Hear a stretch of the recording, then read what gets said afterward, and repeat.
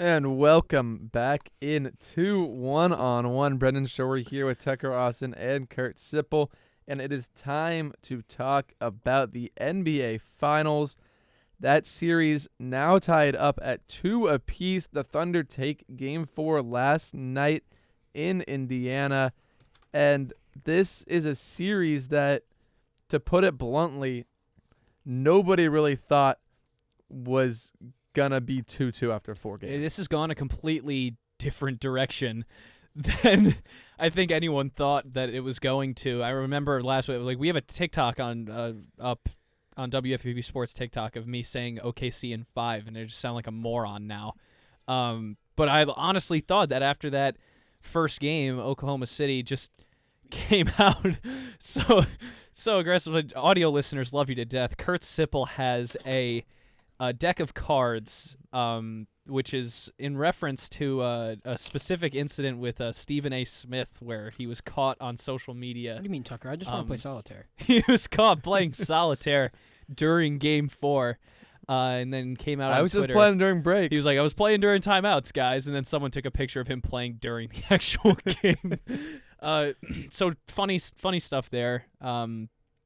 I mean, I also partially checked out after the Knicks got eliminated, so how could you check out right now? Can't the say Pacers I are wasn't. such a fun basketball team. They are fun. I've been plugged into the hockey, but like you can do both. They're not on the same nights. After the Yankee game is over, I switch over to ABC 7 and watch the end of the final or the end of the finals game when it's on. Switches over to ABC and watches the local news. Yeah, I picked this game up in like midway through the third quarter when the Pacers were just in control. They wound up with a 10-point lead at one point in this game. Obi Toppin threw it down. I think this may have been in the fourth quarter at one point, but the Pacers just got way out in front. Biggest lead of the series came in this game for Indiana. But the Thunder outscored the Pacers 31-17 in the fourth quarter. Big old comeback. That's a Pacers-level comeback right there out of the Thunder. And I think that it comes with having the MVP of the league, which is Shai Gilgeous-Alexander. Shai is not just, my MVP. Well, he is the MVP. Yeah. Even though he might not be your MVP, he's still the MVP. Yeah. He was 10 for 10 virtually invisible throughout the entirety of that game, just in general. It's a 25-point night without free throws. Well, I don't want to get into the – I understand that the reffing might not have been as good as everyone wants to say, but I'm not going to blame the refs for the reason why this game was bad. It's not even that the referees are favoring one team or another. It's just that they're really weirdly inconsistent with when they decide to call. They were definitely favoring. There was definitely a favoring of OKC last night. Don't get me wrong, but I'm not going to blame the issues that the Thunder had and the Pacers had last night on the reffing. Just not going to happen. There was 27 fouls called on the Pacers, 26 fouls called on the Thunder. It was basically even. Yeah. So like that's what I was saying. I understand. They weren't biased towards a specific side, but they were just kind of inconsistent. Where sometimes they would let them bump under the net and let them hand fight a little bit, and then they randomly call a foul on Pascal Siakam because he like retaliates a little bit against Alex Caruso. Goat Alex Caruso. There were so many weird, like, inconsistent calls out of the referee crew where I was just kind of like, you either got to let him play or you got to call the fouls, and you have to make a decision about it in the first quarter, not halfway through the third. Alex Caruso is the reason why the Thunder were so good. 2020 champion Alex Caruso. Yes, and also the reason he hasn't scored over 20 points. I used the stat when we were talking before. Alex Caruso has not scored over 20 points in a game this season. His game high was 19. The last 2 games of the NBA Finals, he scored 20 points back to back. Alex Caruso is the third best player maybe the fourth best player on the Thunder at some points. He is. Really? Who's better? Shai. Okay. J-Dub. If you say Chet Holmgren, I'm gonna laugh. Chet Holmgren's basically Abraham Lincoln out there, man.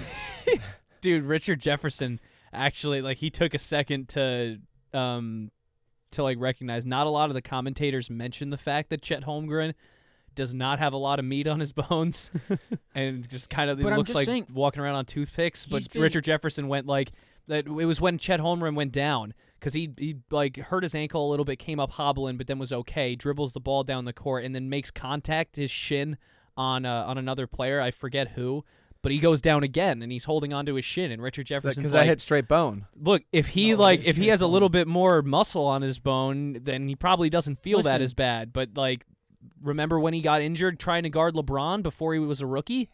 It was because he wasn't that built. He had like kind of frail limbs trying to guard LeBron. Not to say he has frail limbs. He's an NBA basketball player. No, he is pretty frail.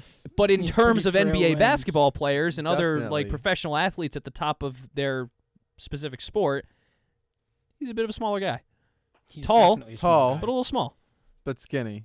Yeah. Yeah, I mean, But straight. so is straight skin Kevin and bone. Durant, Well, but uh, he doesn't get injured as much because he doesn't play as physical as Chet Holmgren. Yes. I don't think Chet And, like, Holmgren should be playing the Kevin amount Dur- of center that Kevin big, Durant moves yeah. way better too. mhm. he does, but I don't think Chet Holmgren should be playing the amount of center that he's playing. No, he should run the four. The shooting Yes. in this game was crazy.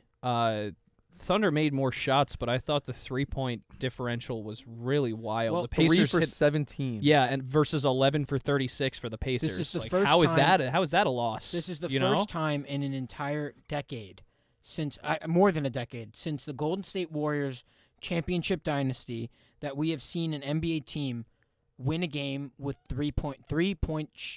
Yeah, There you it's go. so hard Whoa. to say. But as The a last- team, sorry, Oh, good. as a team, free throws for the Thunder 34 for 38, Pacers They're always- 25 for 33. That was the Nimhard at the end of the game missing 2 free throws that could have probably helped them win that game. But I think that back to that stat quickly. The last time that's happened, 2008 Boston Celtics championship run. Oh, the 3 points? Yeah. Mm. That's ridiculous. And It that was doesn't- back when the 3-point shooting wasn't as big as it was today. It doesn't happen in the modern NBA anymore.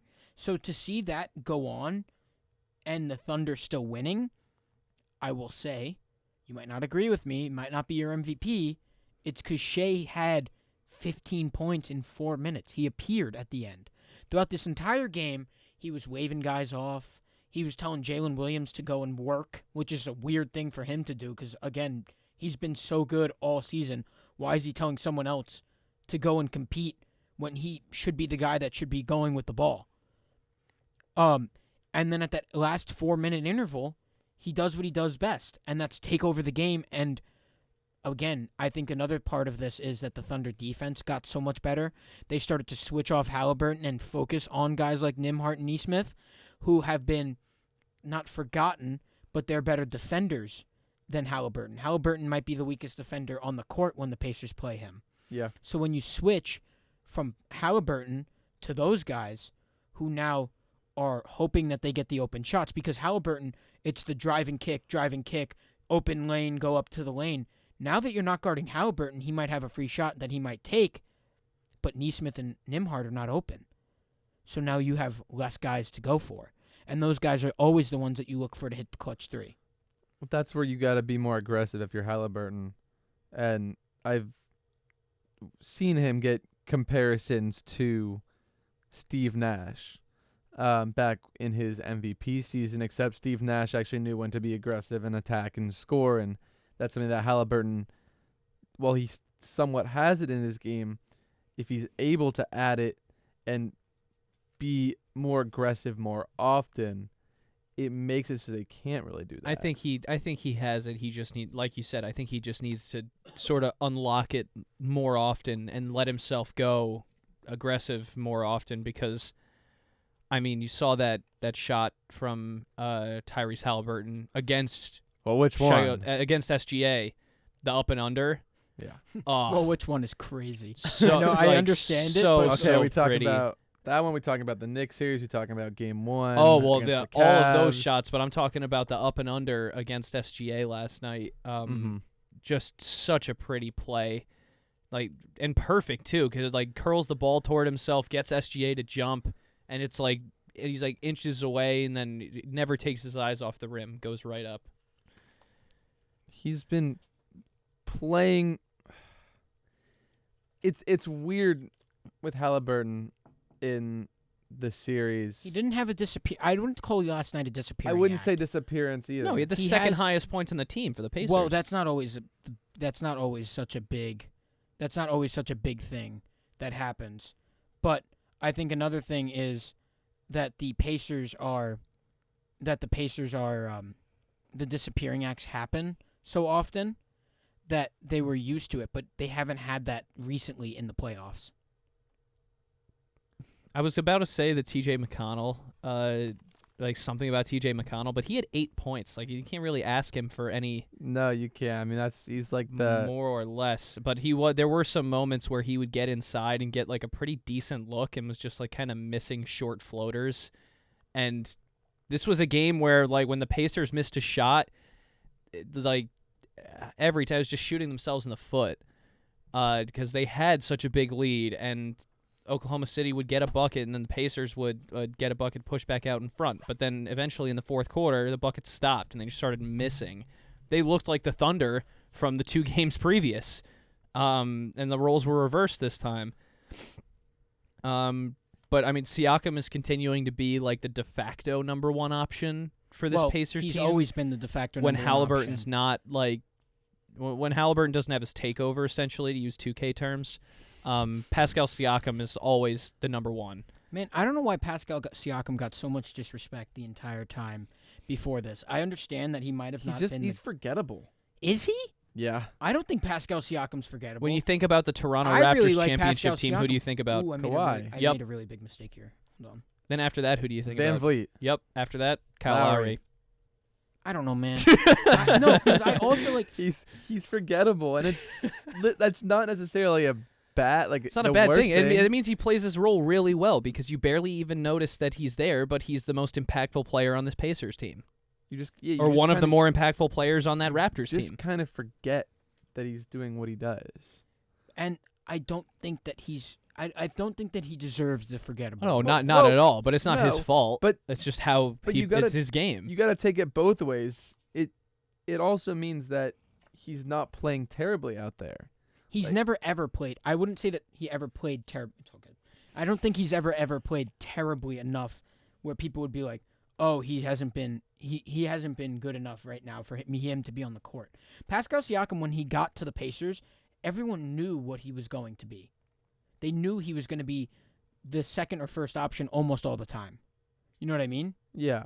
So that's my point, is that I feel like Pascal Siakam didn't ever deserve the moniker of forgettable. Yeah. Again, it's just not He really doesn't his, get it. I not his understand. fault. But I think that for a casual NBA fan and things like that, to not think of Pascal Siakam when they think about this finals run, which now they are going to think about Pascal Siakam. This is going to This make finals people run, think about yes. Pascal Siakam because, like, Tyrese Halliburton got them here, but Siakam... I think like, Siakam got them here more than you would think. Halliburton doesn't hit those shots. I understand, but Anything happens. Siakam is also another reason. He's the Eastern They wouldn't have Conference- been in those situations without Siakam Pascal as well. Siakam. Yeah. So I think that there's a Eastern Conference Final MVP. If the Pacers win, probable Finals MVP. I think he is Spicy P is the Finals MVP. Spicy P is the Finals MVP. Wow. Unless Halliburton unless Halliburton comes out and drops 2 30, 15, and 10 games with Or no unless the Thunder turnovers like win. he already did, or the Thunder win, it's Siakam. That too. But man, Obi Toppin is like the 6th man of the playoffs off the bench. Yeah, dude. he is. Oh, so insane. Obi Toppin has always been very good. I don't like the Knicks needed to give. We talked about to Bobby C, our sports director, before this game. The Knicks had to give Obi Toppin run. I mean, he did rack the rims in college. Everyone knew how good he was. The Knicks were just not the spot for him. Last night he had a really impactful 17 points. Sometimes you can get 17 points and it's like, when did this guy get any points? Mikal Bridges used to do that. He scored 17 Mikal points. Bridges still does that. Mikal Bridges does that a lot. Well, a few weeks ago. He scored 17 points, but He's while doing he that was in on Cancun now. while he was on the floor, the Thunder scored 32. So like it's kind of give and take. But he like the thing is with him, he had big buckets when it mattered. Like his 2 threes that he wound up hitting out of 5 that he took were both in the stretch run at the end of the game, trying to keep the Pacers ahead. One of them, or it wasn't a 3, but he had the dunk for the largest lead of the series to go up by 10. And that's all momentum. That's all momentum boosting. Yeah. Now what he's an energy plays guy. I believe the stat is the team that wins Game 5 wins 80% of the time the finals. So now it's all up from here. Neither team has ever dropped a game back-to-back. Both teams are very good at home. I don't know where this can go. I really don't know. 7. No, Can it go goes 7, 7. but which team wins? Either team, like, it's This so is anyone's close. series. It's so close now, and that's crazy to say, because I was even disrespecting the Pacers before this series and saying that they might not have had as good of a chance as the Knicks? Oklahoma City Thunder. Oh. No. The Knicks. I was about to I was about to question a lot of things you stood for. No, you said no, yes. no, not the Knicks. The Oklahoma City Thunder, like, they've been so good all year. Like, there's not a noticeable hole on their roster. There's not a noticeable issue on their roster.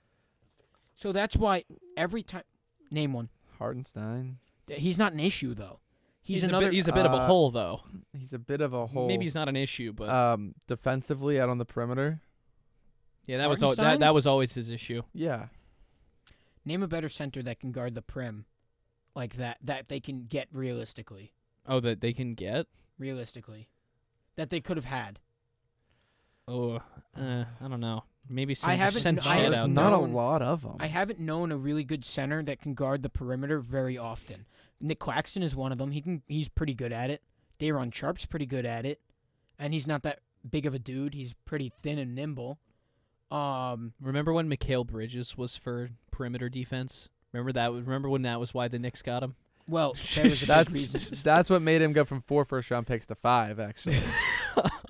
Best perimeter defender in the league. Worse than the Luka trade. I'll recently. stand on that. That's not true. That's not true. To compare Mikal The Mavericks Bridges got and the 5 first picks. overall pick. The Knicks got nothing. that was luck. That was Yeah, it luck wasn't- that it we got the wasn't first luck. overall It pick. wasn't It was luck. You still gambled It and was- won. The it Knicks didn't was- even gamble, and they still lost. It was the luck that $42 we million traded. on red. It was luck we traded Luka away, and we got Anthony Davis, who got hurt, and Kyrie Everyone got in hurt. the NBA was and- like, and that we were makes down- sense, or it's a little You bit more still than I weren't would a good. pay. You still weren't a bad basketball team, so that doesn't make any sense. And we were down to 8-9 players at times that were healthy. I'm crying for you. You made the mistake, not me. So why don't I have to? Yeah, you live know what with else it? was a mistake? 5 picks for Mikal Bridges in the first round. Yeah, but they still got Cooper Flag. We And got, the we Knicks got got Cooper nothing. Flag. Luka, but The Knicks the got issue Mikal is- Bridges, who refused to play competitive basketball when we needed it most. Unless it was against the Celtics without Jason Tatum. I also think that he wasn't really playing competitive basketball then. He had those blocks, but I don't know how much that we can really hang our hats And on like how the good those quietest, blocks were. like the quietest 18 to 20 points known to man. all the time. Because he just They never, were you silent. never see him score, but at the end he just has 20. They were completely silent. But I think if I had to pick a winner, That is a lot of pressure. yeah. Give me the Oklahoma City Thunder. 7. I don't think that they can lose in 7 games. I don't think they lose in 7 games. I think that's very hard. That's very impossible. Pacers in 7.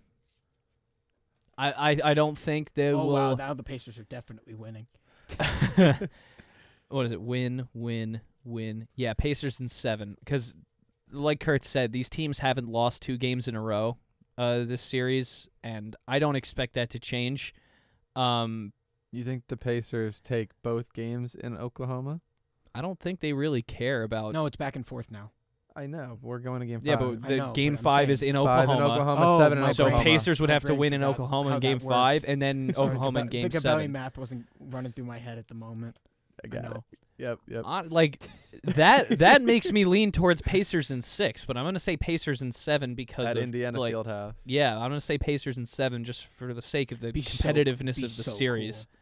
I'm Who going. knows? Maybe the Thunder win at home in game 5, and then the Pacers win the next 2. That's what I was going to say. I Um, actually agree. I think Oklahoma City takes the game at home. But I don't know if Pacers OKC take goes it in up. If Fieldhouse. OKC goes a game from the finals and the Pacers still need 2, I feel like OKC is in the driver's seat now. Obviously they are, but I feel like it helps them a lot, and it might actually, like, if the Thunder get another game, they might win the finals. I don't think the Thunder would be able to play with their backs against the wall. I think they're way yeah. more inexperienced. So if the Pacers win game 5, they can Then it'd probably be in go win 6. game 6. Yeah. I think This is a weird series, I think when man. it's I think when Both it's teams, if they win 3-3 Game 5, they can probably win Game 6, but also they might both lose Game 6. Like, this series is nuts. So is the hockey, too. Isn't it unbelievable that both finals in the very NBA good. and the NHL are both 2-2, and they've both been really good series? good games. Like, it's insane. It's not something you get every year. which Peak is- sports spoiled times with right now. sports. 2025 is becoming an excellent sports year, and we've had some slow sports Not years. for New York. not well, for New York. Well, actually, Whatever. no, The baseball. Giants Mets- are the Mets are winning the Giants are World going to Series. have a fun year. Mets, Yankees. Those are the New York teams that are So doing are we well. still waiting for your pick in the finals? Oh, yeah. Pacers in. I'm gonna go 7. I think OKC takes 5. Pacers take 6. Pacers go and be the villains and take 7. That's what Tyrese has done a great job at this. What the Halliburton? What the hell, Albert? What the For finals? For the audio listeners who are hoping for an update on my solitaire game, I think I might have lost. Wait. Nope, definitely lost. Yep, I think it's cooked. Yeah, Wow. dude. I Honestly, need like Stephen A. Smith to come in here and give solitaire- me some lessons. solitaire on a table. I don't know. I might sound. I love playing solitaire I on might sound like an tables. iPad kid, I but love playing dude, like this. I don't Yeah. know how to set up solitaire. When my- It's fun playing on When the my table. sister used to have it looks so uneven. when my Like, sister why used to don't you have- just play on your phone and all the cards are nice well, and I'm straight. a little bit compact here, but when my sister used to play AAU softball, just a quick story, I used to set up solitaire because I was just like we were there for like 8 hours. Oh wow. So I used to just play solitaire while watching the games. Could be the move. Could be the move. So, Could hey, be the Stephen A. thinks it's the move. It's the wave. This is the new wave during sporting events. Stephen Gonna A. set up- Solitaire. Gonna set up a table at a sporting event and play solitaire in the crowd. That is unfortunately going to do it for us here talking about the NBA.